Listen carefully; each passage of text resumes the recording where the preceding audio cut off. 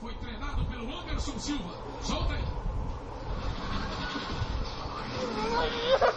Olha lá. O cachorro desse, o garoto não precisa nem de inimigo. Olha. Gosta de treinar de guarda-chuva. Que isso, meu? Será que pirulito pode virar boné?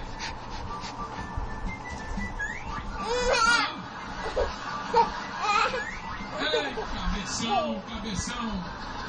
E o enfermeiro, hein? Nesse dia o enfermeiro mostrou a que veio.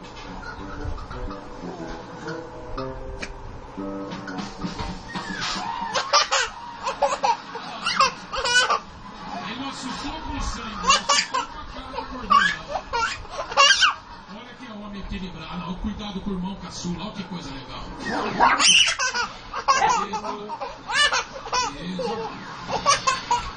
Caçula vai ficar careca, você já viu o telhado do irmão? Olha aqui que é homem equilibrado. Mostra aí, isso, olha lá. Tá com a roupa da escola. Olha agora a noiva. A noiva dando de presente pro sogro. Olha lá. Olha o que a noiva vai fazer, olha lá. Ei, direto na base. No chifre do sogro.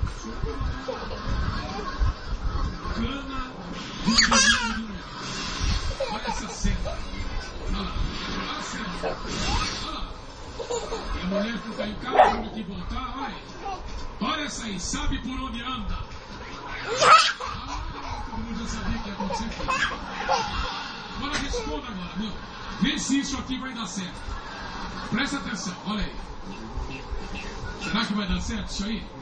Olha lá. Olha lá.